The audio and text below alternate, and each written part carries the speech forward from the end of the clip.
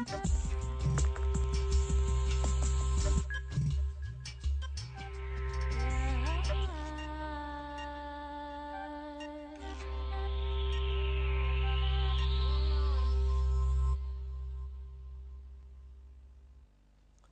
me digan que no es extraño, paradójico, que para identificar a un niño superdotado, tal vez 200.000 en España, para identificarlo tengamos que esperar a que tengan malas notas en el colegio. Yo creo que no hay una prueba mayor de que nos estamos equivocando a la hora de identificarlos y a la hora de tomar medidas para rentabilizar este potencial de talento. El psicólogo Joseph Renzulli es director del Centro Nacional de Investigación en Superdotados y con Talento en Connecticut, Estados Unidos. En su programa educativo ha redefinido el concepto de la superdotación.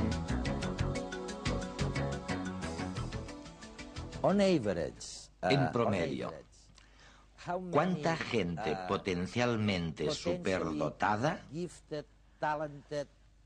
hay en la Universidad de Connecticut, donde tú das las clases? No es fácil de decir, ya que cuando una persona entra en la Universidad de Connecticut y ha superado a muchos de sus compañeros anteriores. Nuestra universidad es muy competitiva y la entrada no es fácil. Yo diría que en esta universidad entra un gran grupo de jóvenes increíblemente inteligentes, que no son la media normal que ha acabado la educación secundaria.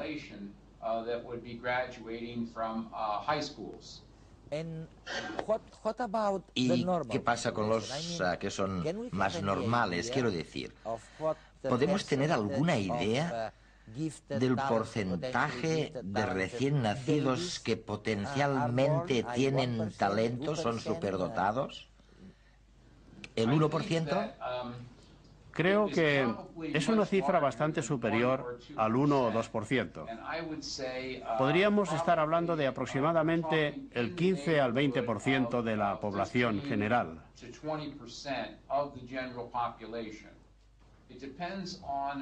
¿Tantos? Depende del criterio utilizado.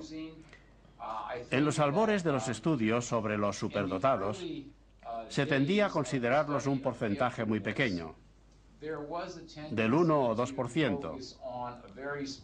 Incluso algunos investigadores llegaban al 5%. Sin embargo, recientemente ha habido muchos estudios que apuntan a un concepto diferente de superdotado. Estos estudios están basados en una visión más amplia de la inteligencia. En lugar de basarse en un único dato, como es el de tener un cociente intelectual muy alto, hacen referencia a lo que Howard Gardner denominó inteligencias múltiples. Y creo que la tendencia de hoy es tener en cuenta otras características, además de, no en lugar de, la inteligencia.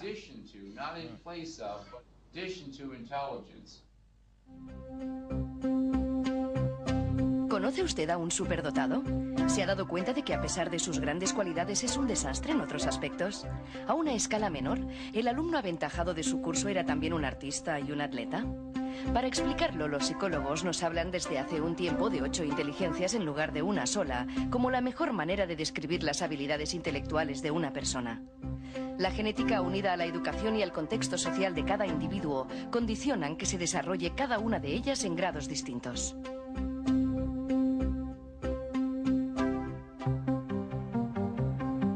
La inteligencia verbal se refiere a la capacidad de dominar las palabras, ya sea de forma oral o escrita. Los amantes de la escritura, la lectura o los crucigramas tienen un buen desarrollo de esta inteligencia. Hemingway o Winston Churchill gozaron de esta habilidad. Einstein, Kasparov o Bill Gates, en cambio, son ejemplos de talentos en inteligencia lógica. Los problemas aritméticos, los juegos de estrategia o el diseño de experimentos son sus puntos fuertes. En inteligencia visual encontramos a fans de laberintos y puzzles que tienen gran capacidad de crear imágenes mentales. También muestran una gran sensibilidad frente al color, las formas, el espacio y la relación entre ellos. Picasso o Leonardo da Vinci fueron superdotados visuales.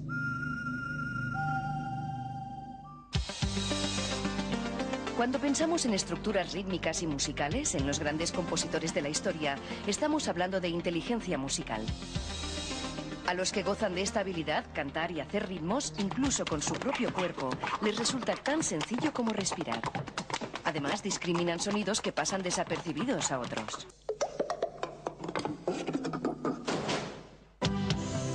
La inteligencia kinestésica se refiere a la capacidad de mover el cuerpo, de expresarse a través del movimiento y de ser hábil con los objetos. Atletas y bailarines, pero también los grandes modistos o artesanos de la madera son los modelos. Los grandes líderes de la historia, como Jesucristo o Martin Luther King, tuvieron probablemente una gran inteligencia interpersonal. Fueron grandes comunicadores, capaces de entender e interpretar el comportamiento y sentimientos de los demás.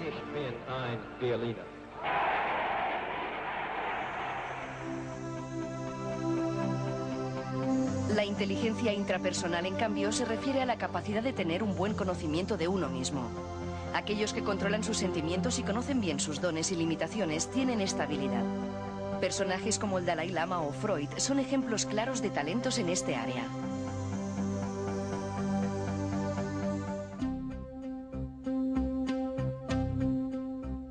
Finalmente, también podemos hablar de inteligencia naturalista, que define la capacidad de reconocer y clasificar formas y estructuras en la naturaleza. Las personas que entendieron el mundo natural, incluyendo a plantas, animales y astros, como Darwin, Cousteau o Sagan, son personajes destacados.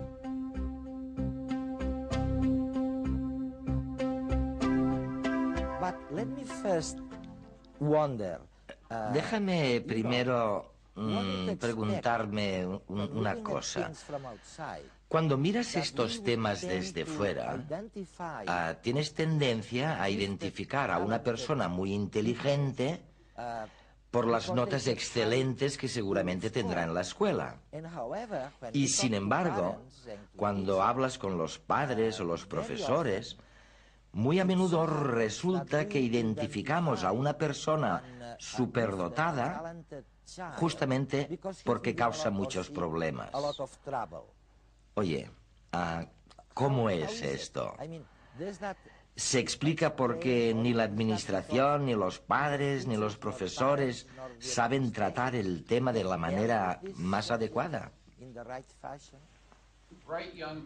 Los jóvenes muy inteligentes, muchos de los cuales seguirán estudiando después de secundaria y llegarán a la universidad y se convertirán en científicos o filósofos o ingenieros, a menudo siguen un contenido curricular que normalmente pueden seguir y completar mucho más rápidamente y mejor que la mayoría de los estudiantes. Si esto es así, el primer inconveniente es que no están motivados. Y en segundo lugar, en muchos casos se aburrirán con las tareas. Algunos perderán el interés por la escuela. Y en algunos casos puede que se conviertan en alumnos problemáticos. Su principal problema es que la escuela no es un lugar de motivación para ellos. Es por esto que creo que es muy importante que hagamos todos los cambios necesarios en los programas educativos de estos jóvenes de dos formas. La primera es analizar el currículo existente y ver qué partes se pueden abreviar para ellos. Y en segundo lugar, hay que proporcionar a estas personas la oportunidad de que tengan actividades más productivas, más motivadoras, como talleres de escritura creativa, talleres de arte creativo, proyectos de investigación, que puedan utilizar las técnicas y la metodología de las personas que tratan con los aspectos más creativos y productivos de estos campos.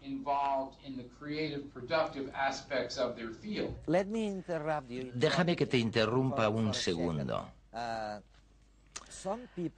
Hay gente que dice que si intentas separar a estos superestudiantes, superdotados, del resto de la clase, y si los juntas a todos en una clase especial, que esto, dicen, podría conducir a un cierto elitismo en la educación que probablemente no fuera bueno. Bueno, personalmente no lo creo. Pero, ¿qué les dirías tú a la gente que tiene dudas sobre esta idea de juntar a los superdotados en un grupo específico? Creo que lo primero que debemos tener en mente es que la igualdad de oportunidades no quiere decir que se proporcionen las mismas experiencias a todos los estudiantes. Y creo que lo que es verdadera igualdad es proporcionar a los jóvenes experiencias según sus niveles de habilidad, su capacidad. Esto no quiere decir que tengamos que separar a todos los estudiantes todo el tiempo. Pero si unos jóvenes están más avanzados en un área como matemáticas o en química, que es tu área, entonces debemos proporcionar un espacio al día o a la semana en el que los estudiantes podrán juntarse para tener un nivel adecuado de motivación.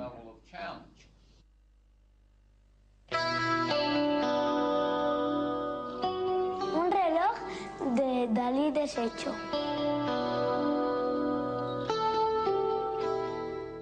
Con 3 años se hizo un dibujo que era una pasada, una pasada. Nos dibujó a su padre, a mí embarazada, pero vamos, genial, ¿eh?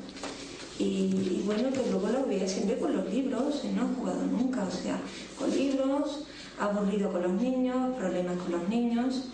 Y ya en primero de primaria la profesora nos dijo que pensaba que era superdotado, que convendría hacerle las pruebas.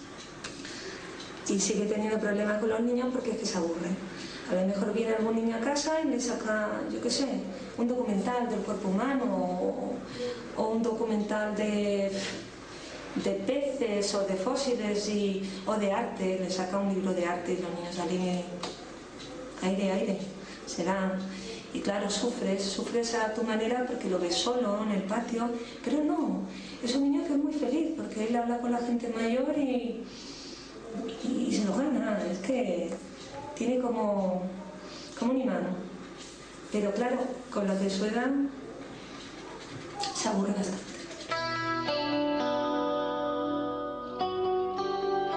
Hizo un dibujo, él hizo un escrito a copito de nieve y le decía pues que él sabía que había muerto de cáncer y que nunca lo olvidaría. Y ponía pues, te encontraron en la selva, te trajeron, o sea, toda la historia de Copito que yo toda no me la sé, pero él estuvo viendo el K3, se ve el informativo y oye, me impactó mucho.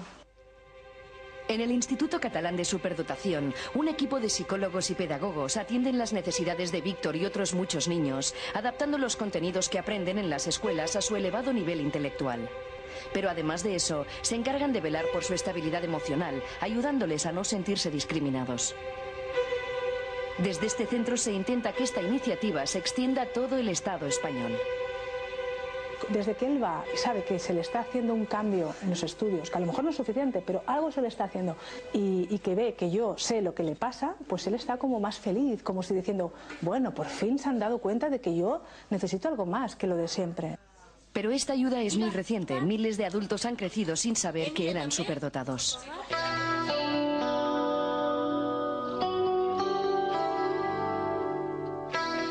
Yo de pequeña sobre todo lo que quería era conocer el universo, ¿no? Entender por qué estábamos aquí, cuál era el sentido de la existencia, las típicas preguntas, ¿no? De dónde venimos, hacia dónde vamos. Y sobre todo tenía una especial vocación, una especial predilección por entender el cosmos, el universo, cómo era, describirlo y entender cuál era la última razón, ¿no? La última causa. Y bueno, a partir de ahí sentía curiosidad por todo, o sea, todo lo que implicaba conocimiento, desde por qué estamos hablando, por qué estamos aquí tú y yo, por qué la mano es sólida y no gaseosa, todo. Pero yo creo que el problema principal del niño superdotado, más que el aprendizaje, es la manera de sentir la vida, de enfrentarse a ella y de vivir los sentimientos. El niño superdotado suele ser una persona muy sensible, una persona que ve el mundo de una manera global, diferente, y a veces intentan encuadrarte o encasillarte ya desde pequeño y decirte no, el mundo es de una determinada forma y que te lo creas, ¿no? Y tú te haces preguntas o intentas entender desde el sentimiento. Si tuviera un hijo superdotado, pues lo principal le dejaría ser él mismo, que creo que a mí a veces no me han dejado ser yo misma. O sea, le facilitaría que se expresara libremente. Si quiere ser artista, que sea artista. Si quiere ser científico, que sea científico. Lo querría muchísimo y estaría ahí apoyándole en todo lo que quisiera, en todo lo que pudiera, y ayudándole a madurar, tanto en conocimiento como emocionalmente. Y que fuera una persona simplemente feliz.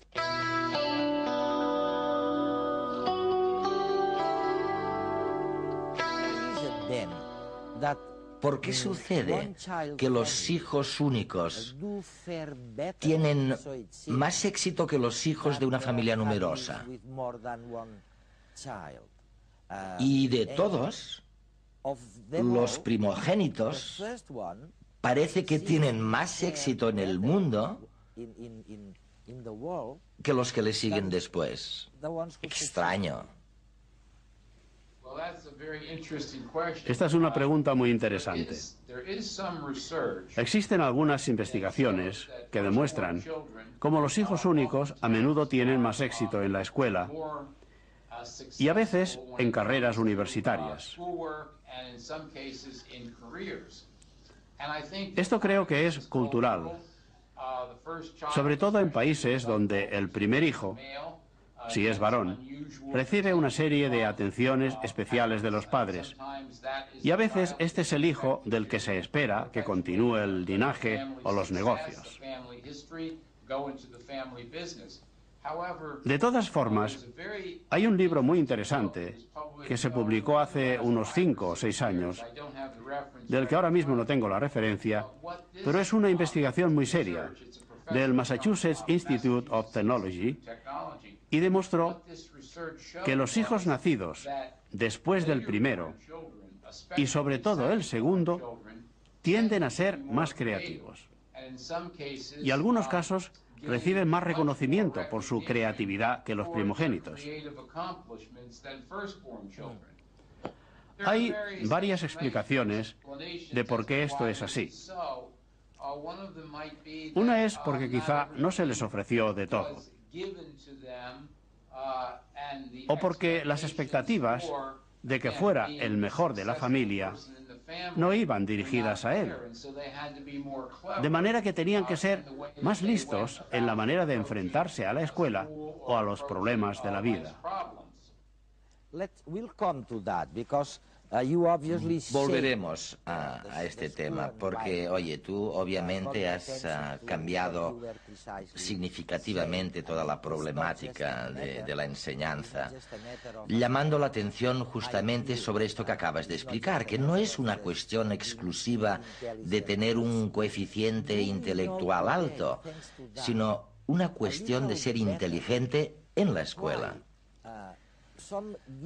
Ahora, ¿sabemos por qué un superdotado como fue Thomas Edison, el inventor de la bombilla o el fonógrafo, él resalta y otros, millones de ellos, no salen de la mediocridad?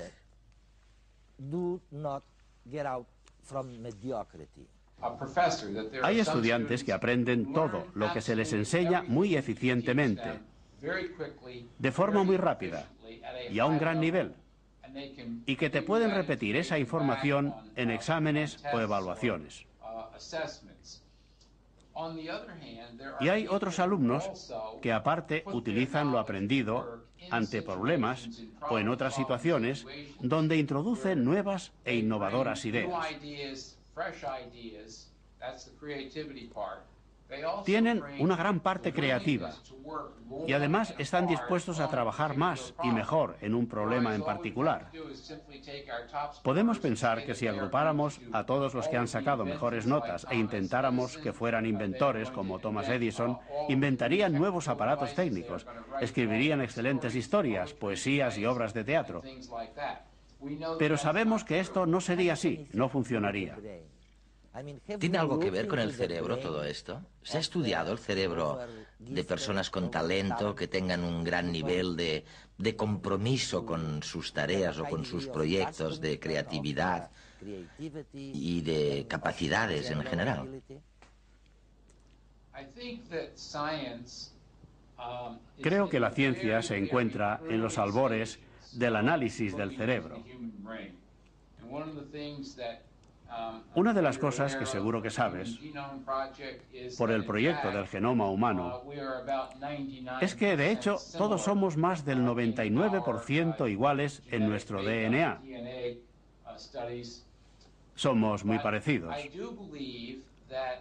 Pero creo que sí puede haber ciertas cosas que son más eficaces en unos cerebros que en otros. No hay cerebro igual a otro, como no hay mente igual a otra. Un sutil límite separa lo patológico de lo genial. Pongamos como ejemplo a Albert Einstein. El genio que revolucionó la física es también considerado un autista leve, dadas las dificultades que mostró durante su infancia para hablar y ciertos comportamientos atípicos.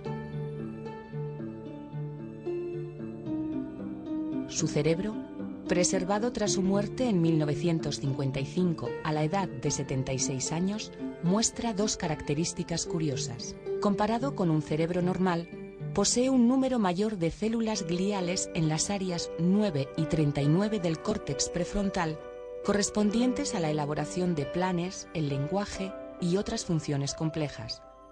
Estas células sostienen y nutren a las neuronas, de modo que su incremento denota una mayor actividad metabólica en esas áreas. Además, desde un punto de vista anatómico, el cerebro de Einstein muestra un hiperdesarrollo en la región inferior parietal, concretamente en el área correspondiente a la visualización tridimensional, el pensamiento matemático y las relaciones espaciales. De hecho, el propio Einstein sostenía que su inteligencia yacía en su capacidad para visualizar los problemas y trasladar esas imágenes al lenguaje abstracto de las matemáticas. En su caso, el cambio anatómico observado se debe a que la cisura de Silvio se ha reducido, dejando espacio para que el lóbulo parietal inferior haya crecido desproporcionadamente. Tal vez esas modificaciones hayan permitido una mayor red de conexiones neuronales, un mejor procesamiento de la información y convertir a Einstein en una persona extremadamente creativa y capaz de producir una obra genial para su tiempo. Estoy sorprendido, no tanto por la poca correlación que existe entre las altas notas por un lado y el éxito en la vida profesional en el mundo por otro, sino que lo que encuentro increíble es la relación que existe entre este éxito en las profesiones y en el mundo por un lado y las actividades no académicas llevadas a cabo por el estudiante. Esto es lo que es increíble. ¿Lo habéis demostrado? Quiero decir, ¿se ha descubierto realmente la irrelevancia de las actividades académicas cuando se intenta educar a alguien para que tenga éxito en la vida? Sí, y déjame que te ponga un ejemplo. Hace unos años tuvimos un grupo de estudiantes que tenían mucho interés por la fisiología. Les hicimos trabajar en un proyecto en el que construyeron un esqueleto humano de tamaño natural. Produjeron unos vídeos y también materiales didácticos para que se pudiera enseñar fisiología a otros estudiantes. El compromiso que tuvieron con esta tarea fue muy alto. Para hacer este trabajo tuvieron que ser muy creativos y se acostumbraron a este tipo de tareas. En ese grupo había 6 estudiantes y hemos analizado ahora qué hacen. Y 5 de ellos han seguido estudiando hasta llegar a ser médicos o han cursado algún tipo de ingeniería relacionada con la profesión médica.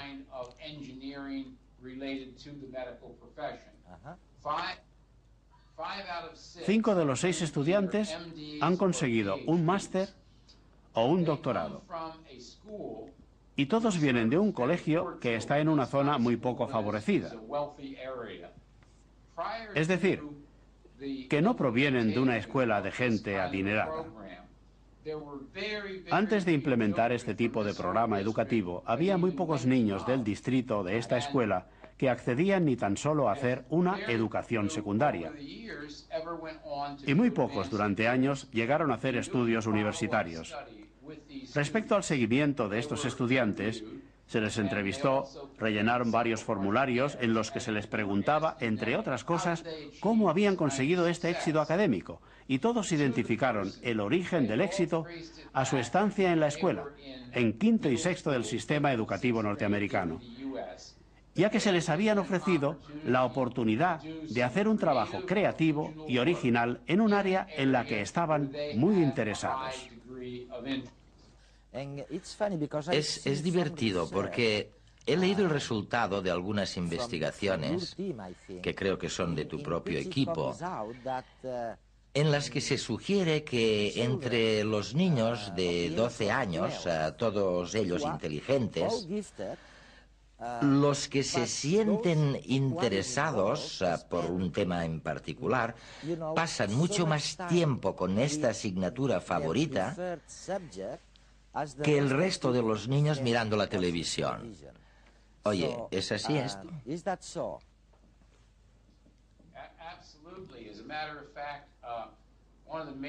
Desde luego. De hecho, uno de los proyectos de investigación más importantes llevados a cabo en Estados Unidos por el profesor Chipson Mackay de la Universidad de Chicago y otros profesores demostraron que jóvenes que tenían mucho talento en varias áreas, música, estudios académicos, arte, incluso en deportes, pasaron casi tanto tiempo estudiando su área favorita como el resto de los jóvenes de Estados Unidos pasan mirando la televisión. Y tengo que decir que en Estados Unidos la gente pasa muchísimo tiempo mirando la televisión.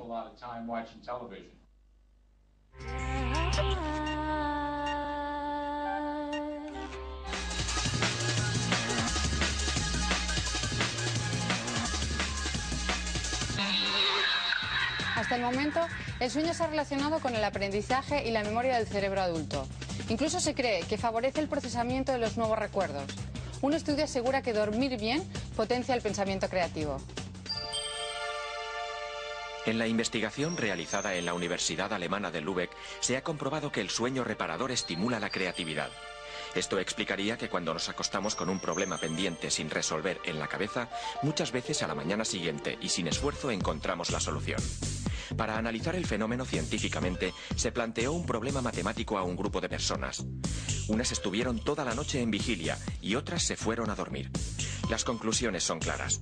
Las personas que durmieron 8 horas tenían 2 veces más probabilidades de resolver la cuestión que las que no pegaron ojo. En una segunda fase se intentará determinar qué zonas del cerebro se activan y qué tipo de sueño es más efectivo. La contaminación por metales pesados se está convirtiendo en una amenaza para el entorno natural y para la salud pública. En la Universidad Autónoma de Barcelona han diseñado unos sensores que detectan de forma sencilla y eficaz estos focos de polución. Una de las principales fuentes de contaminación es el plomo ambiental, que procede casi exclusivamente de la actividad humana. Las partículas nocivas llegan a la población a través de las emisiones atmosféricas y del suelo contaminado. Por ahora, los métodos analíticos empleados son caros y necesitan personal altamente cualificado. Los sensores creados en la Universidad Autónoma de Barcelona son sencillos, económicos y fáciles de utilizar, por lo que son idóneos para realizar mediciones rápidas y baratas de los niveles de contaminación. Se basan en membranas que reconocen selectivamente determinados iones. Incluso pueden activarse varios sensores a la vez, lo que permitirá detectar simultáneamente la presencia de plomo y otros metales tóxicos que contaminan el suelo y la atmósfera. Evitar riesgos innecesarios y mejorar la formación de los especialistas. Este es el objetivo de un programa totalmente virtual destinado a formar y entrenar bomberos en situaciones de máximo riesgo. Este sistema totalmente informatizado se está poniendo a prueba en Estados Unidos. Se crea un entorno totalmente realista en forma de simulador de entrenamiento donde los bomberos deben combatir incendios incontrolados. El programa está especialmente pensado para los técnicos que tienen que impartir órdenes durante las emergencias. En una primera etapa, el software informático simula fuego en una casa unifamiliar y responde a las órdenes formuladas por un bombero jefe situado fuera de la escena. Los operarios, gracias a la realidad virtual, pueden observar el piso incendiado desde diferentes ángulos. La situación e intensidad de los focos de fuego y del humo cambia cada 15 minutos, por lo que se convertirá en una herramienta muy útil para los expertos que deben apagar fuegos reales. En Suiza, un equipo multidisciplinar está probando una nueva práctica médica. Es la virtopsia. Se trata de realizar exhaustivas autopsias sin necesidad de abrir el cadáver. Todo ello gracias a las más sofisticadas técnicas de imagen. Lo que se consigue es trazar un mapa interno de la persona fallecida para visualizar los trastornos que le ha llevado a la muerte, con la ventaja de que se respeta la integridad del cuerpo. Además, el organismo se conserva en mejores condiciones, lo que permite realizar posteriores análisis si fueran necesarios. La virtopsia combina las técnicas radiológicas de imagen como son la resonancia magnética, la tomografía computerizada y la espectroscopia. Se escanea el 100% del cuerpo en 3 dimensiones y se analizan determinadas sustancias cerebrales que se segregan durante la descomposición post-mortem. Los expertos remarcan que la nueva técnica es ideal para autopsias de alto riesgo, ya que los forenses no deben tocar el cadáver. Este año empezará a construirse en España el primer edificio totalmente desmontable. Se trata de un complejo de oficinas respetuoso con el medio ambiente que cambiará de estructura en función de las necesidades de cada momento. Será como un gigantesco mecano de tamaño real situado en Toledo. Los criterios de construcción de este particular bloque de oficinas han sido los de velar por el medio ambiente y por la salud de sus usuarios. Pero si por algo resalta es por su flexibilidad, lo que lo convierte en la primera construcción de España totalmente desmontable. Así pues, puede cambiar de estructura según cada circunstancia y cuando deje de ser viable, no se derruirá, sino que se transformará en cualquier otra instalación. El edificio evolucionará como un ente natural y con el tiempo se adecuará a su entorno físico, laboral y social. Otra peculiaridad del bloque es que está íntegramente construido con materiales reciclados y funcionará gracias a energías alternativas.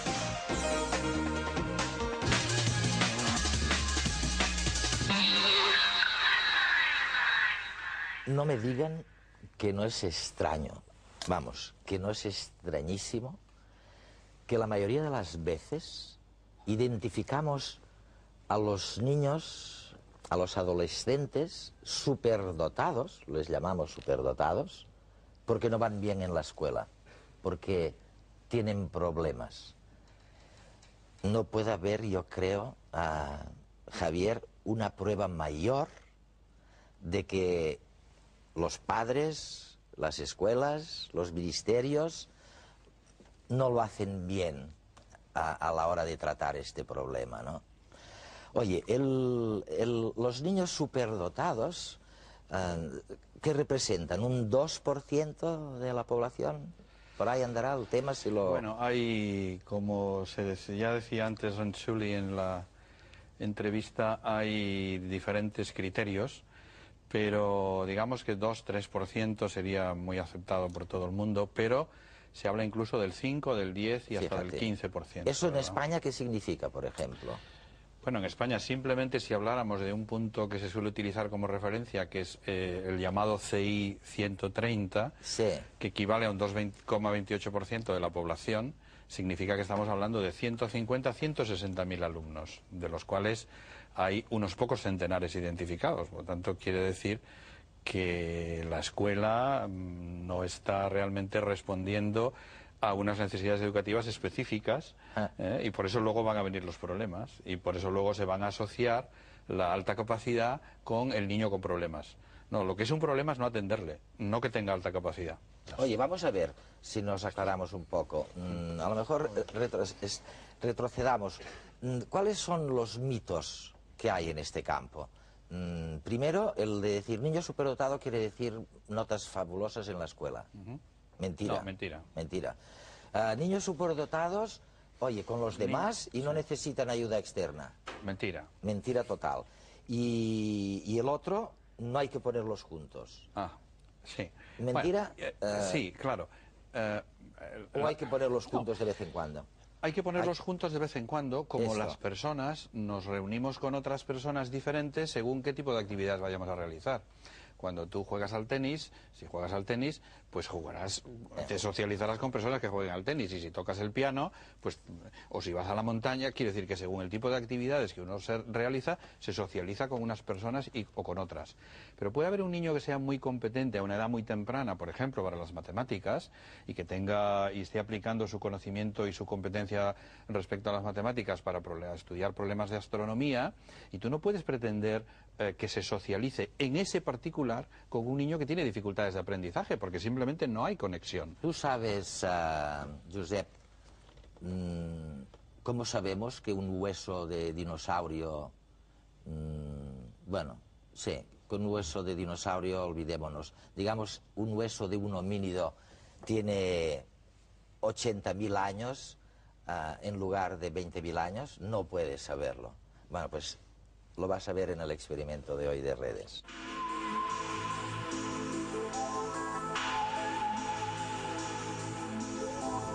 ¿Cómo pueden saber los arqueólogos qué fecha atribuir a los objetos que encuentran en un yacimiento?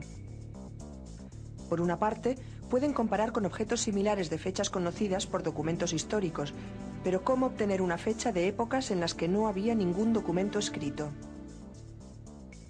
Después de los años 50, se desarrollaron métodos de datación absolutos. Son métodos bastante precisos basados en las propiedades de los elementos químicos, en especial de aquellos que tienen formas inestables, los radiactivos. Entre ellos, el que destacó porque permitía datar materia orgánica de menos de medio millón de años fue el carbono 14. El carbono se incorpora al ciclo de la vida por la fotosíntesis que realizan las plantas. Los animales lo incorporan a partir de ellas. Cuando un ser vivo muere, deja de incorporar materia. En la atmósfera hay 3 formas atómicas del carbono, 12, 13 y 14. A diferencia de los carbonos 12 y 13, el carbono 14 es muy inestable y por lo tanto radiactivo. Se desintegra espontáneamente emitiendo débiles radiaciones. Como conocemos el ritmo de degradación del carbono 14 en carbono 12, conociendo la proporción de estas dos formas, podremos determinar cuándo vivió el ser vivo estudiado. Cuando de un yacimiento arqueológico se quiere datar un resto orgánico, hay que tomar precauciones para no contaminarlo con carbono actual, especialmente aquel que proviene del propio investigador. Así pues, si en un yacimiento se encuentran huesos, ropas u otro material orgánico, se puede saber a qué época perteneció por el método del carbono 14. La relación carbono 14-carbono 12 nos dirá cuánto tiempo hace que la materia orgánica estudiada estaba viva. Cuando recibimos los resultados del laboratorio de carbono 14, esto nos permite fechar los distintos contextos de la necrópolis.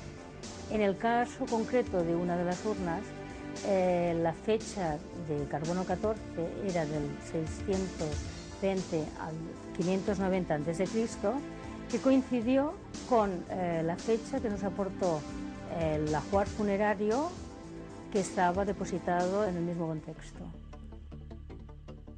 Los diferentes datos obtenidos por el estudio de yacimientos permiten intuir las sociedades antiguas.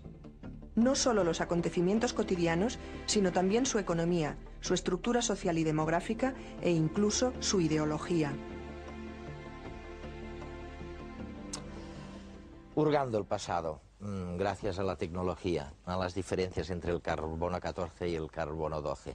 Pero volvamos al tema de los superdotados. Y decíamos que es absolutamente indispensable que haya ritmos distintos, adecuados a las capacidades o al potencial de cada alumno.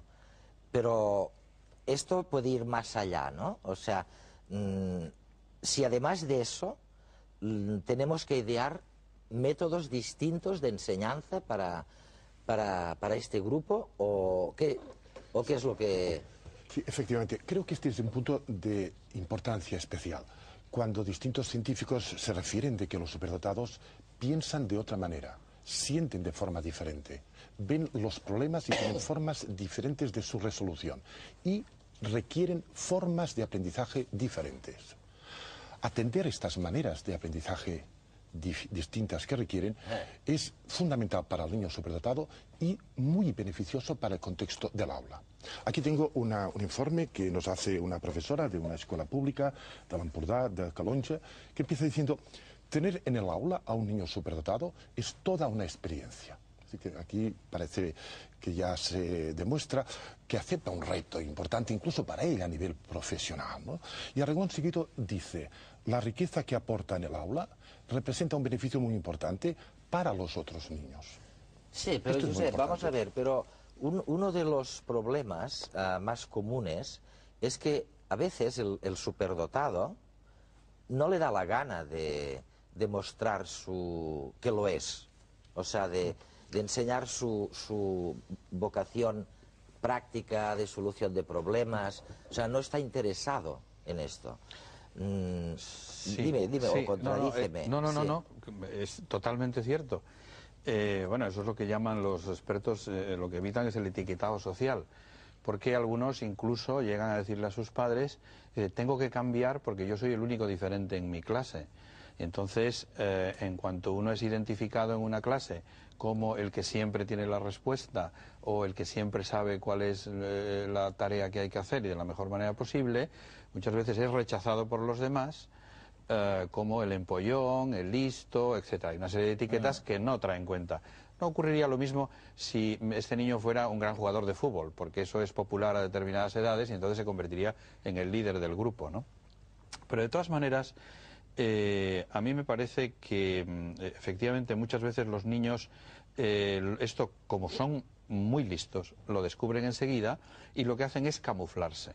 Entonces, hay dos tipos de reacciones, y podríamos simplificar un poco, que se pueden producir. Uno, adaptarse al sistema. Ahora mismo estoy pensando en un niño que fue previamente detectado por su profesor de natación a los 4 años. Luego nosotros le hicimos un diagnóstico de su competencia intelectual y este es un niño que pasó directamente a segundo de primaria, sin pasar por primero. Pero claro, este niño ya sabía leer mucho antes que los niños de su edad y cuando hizo una serie de trabajos durante el verano y cuando iba a ir a la escuela, la madre le dice: bueno, ¿llevarás estos trabajos que tú has escrito a la clase? Y dice: no, porque los niños de mi clase no hacen esto. Él leía perfectamente libros y en su clase estaban todavía aprendiendo las vocales. Cual quiere decir que el tormento al que se somete a este niño es enorme, pero claro, si él se diferencia de los demás, automáticamente va a ser señalado con el dedo y eso no tiene cuenta. Por tanto, eso es una de las razones, además, que exige que haya ámbitos especiales para que los niños en esas condiciones puedan recibir la educación adecuada. Porque lo que les aburre soberanamente, como cualquier adulto, es la repetición, las tareas simples que no exigen Javier, reto, ¿no? pero estamos hablando todavía, aunque vosotros lo criticáis y lo atacáis con razón, esta focalización en el tema de la inteligencia, digamos, escolar. Pero todavía no nos estamos fijando en aquella gente que es superdotada, no tanto por eso, que probablemente algo hay también, sino, yo qué sé, pues porque tiene una experiencia tácita de su propia experiencia de vida, que sabe corregir los errores o más bien sabe sacar conclusiones. Oye, tú has mencionado antes a Stenberg, ¿le quieres oír hablando de esto? De cómo lo importante, todo el mundo tiene errores, dice él, pero solo algunos saben sacar las conclusiones y eso hace de alguien también un superdotado. Mira lo que dice Stenberg. lo más importante en la vida, yo creo, no es tener experiencias, es aprender de las experiencias.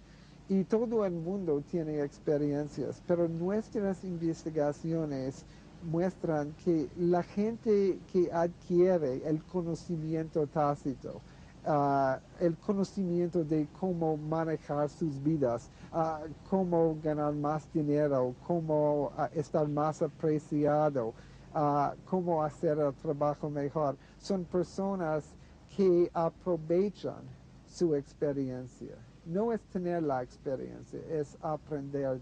Lo que les digo a mis estudiantes es que no me molesta si un estudiante hace un error, hace una equivocación. Todo el mundo hace errores. Es bueno hacer errores porque se aprende por los errores. Lo que me molesta es repetir el mismo error muchas veces. Ya lo saben, bueno, ya lo oyen, ya lo ven. Y yo con algunos años en las espaldas les aseguro que Sternberg, como en tantas otras ocasiones, tiene razón. Es increíble la cantidad de gente, bueno, todos cometemos errores, pero es increíble ver cuán poca gente saca conclusiones, saca enseñanzas de sus errores. ¿No os encontráis con esto en la vida? Gente que no aprende de sus propios errores, ¿no? Sí, sí, que se instalan en la pertinaz sequía. Bueno, es muy curioso, es muy curioso. En las técnicas de innovación se sabe, por ejemplo, a la hora de descubrimientos o de fundar empresas, que a la tercera va la vencida, ¿no? Dice la gente. Muy a menudo es después del tercer intento cuando por fin sale, porque has aprendido de los dos errores anteriores. Pero eso exige una gran capacidad de autoanálisis y de autocrítica, y eso no está desvinculado de una dimensión muy importante de la inteligencia, ¿no? Sí, ¿no? Claro, sí que nos hemos centrado mucho en el ámbito escolar, porque claro, en el ámbito escolar es donde los niños pasan la mayor parte de su vida.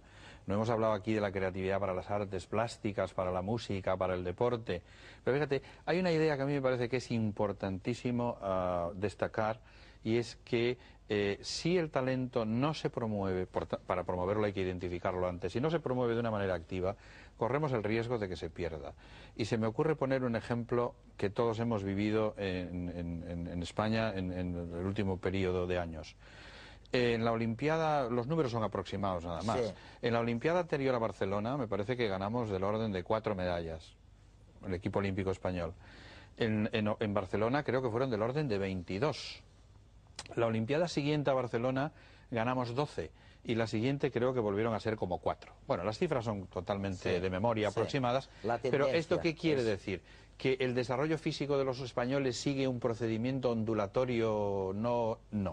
Lo que quiere decir es que las autoridades pertinentes han puesto los recursos y han puesto el programa de ayuda al desarrollo del deporte olímpico, se han hecho los centros de alto rendimiento y entonces la capacidad potencial, la capacidad física de los deportistas se ha desarrollado de manera adecuada y han llegado a tener éxito.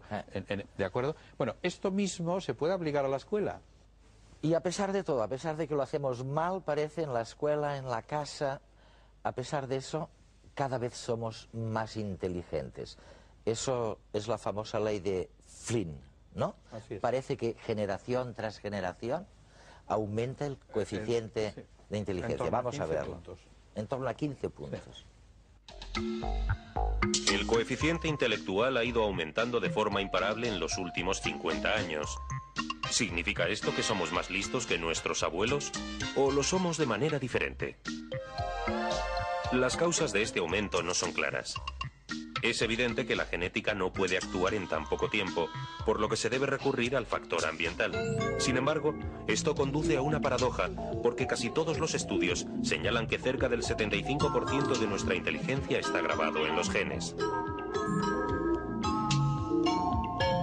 Una explicación se basa en la creciente complejidad visual de las sociedades avanzadas. Las imágenes de la televisión, las carteleras de anuncios y los ordenadores enriquecen mucho nuestra experiencia visual y nos hacen más capaces en los aspectos espaciales de los tests. Así, aunque los genes desempeñen un papel principal en las diferencias individuales, el entorno dictaminaría el modo de expresarse de estos genes. Si las experiencias visuales han mejorado nuestro rendimiento intelectual, las nuevas tecnologías prometen ayudar a mejorar o simplemente a tener otros muchos tipos de experiencias.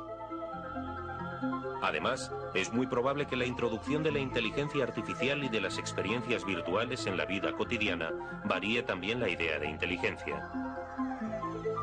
Cuando aparecieron las calculadoras de bolsillo, hubo un debate sobre si podían atontar a los alumnos, pero el resultado más evidente es que los exámenes de matemáticas se han focalizado en temas más sustanciosos que las largas divisiones. Las nuevas tecnologías tendrán el mismo efecto y no se considerará tan inteligente al que sepa responder muchas preguntas como al que sepa qué preguntas formular. ¿Significa esto que seremos más inteligentes a causa de estas innovaciones? En términos de capacidad bruta, la gente será tan lista como siempre, pero la disponibilidad prácticamente ilimitada de experiencias educativas significará un salto cualitativo muy importante para aprovechar esta capacidad. Cada vez más inteligentes para las cosas, digamos, escolares o de capacidad de aprender. Pero somos cada vez más creativos y cada vez tenemos más ánimos de hacer cosas en la práctica. Cada vez estamos más dotados. Yo creo que sí, no hay más que ver el desarrollo exponencial que está sufriendo el conocimiento humano en todos los campos, quizá muy apoyados en el desarrollo de las tecnologías. ¿Qué hace una familia que tiene este problema ahora? O sea, ¿qué hace? Porque en la escuela, eso que me contáis de cursos diferenciados, vamos, yo doy clases y no doy cursos diferenciados a mis 60 alumnos, les doy aspirina para todos, no. ¿Qué hace la familia? Los padres son los primeros en detectar la superdotación. Este es el resultado del estudio que ha realizado el defensor del menor de la Comunidad de Madrid, indicando hasta el 70% de los casos aciertan, frente a un 97% de error de los colegios, de los profesores, con sus equipos de orientación psicopedagógica. Que se equivocan. Que se equivocan, efectivamente, confusiones muy frecuentes. Oye, y aciertan, dice, entonces, exactamente, los padres entonces empiezan a menudo un largo peregrinaje hacia centros, psicólogos, que al no existir la especialización, acaban siendo derivados a un centro especializado donde se hace el proceso de identificación. ¿Tiene algo que ver con el cerebro, Javier? Yo estoy de acuerdo, si me dejas un segundo, bastante con lo que dice Josep. Hace falta una escuela que sea mucho más permeable y menos graduada.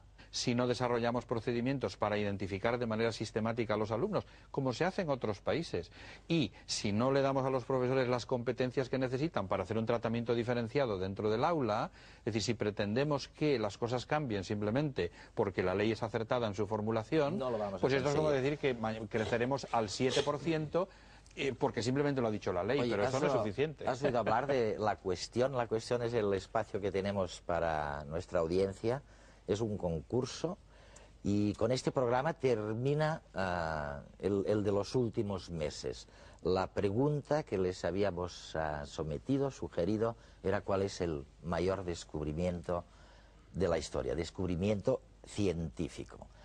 Y ahora se está ya convocando y se va a reunir en los próximos días el comité de científicos, el jurado, que va a decidir cuáles de entre las 400 o 500 propuestas que tenemos merece el premio. El premio ya casi se lo puedo anticipar, esta vez no es un ordenador personal, esta vez es un cuadro fabuloso de un pintor español, me reservo el nombre y se lo enseñaremos en el próximo programa.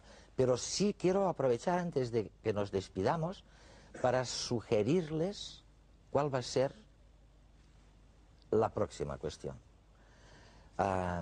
Siéntense, reflexionen y piensen de puertas adentro si ustedes, después de haber observado simetrías, cosas que han captado en la vida y que ven que siempre conduce a la misma conclusión, podrían podrían establecer una ley, la ley de Carlos Fernández o de, yo qué sé, Eva San Juan, una ley como la de Newton sobre la gravedad?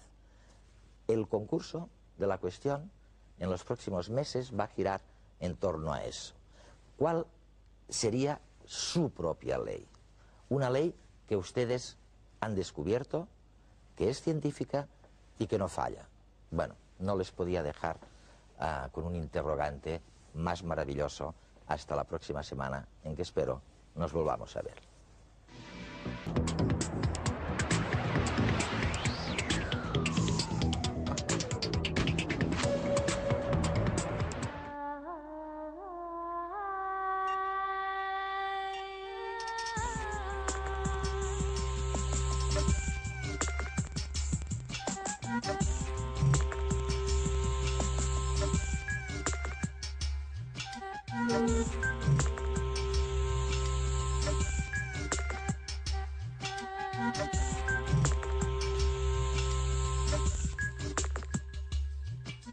Thank you.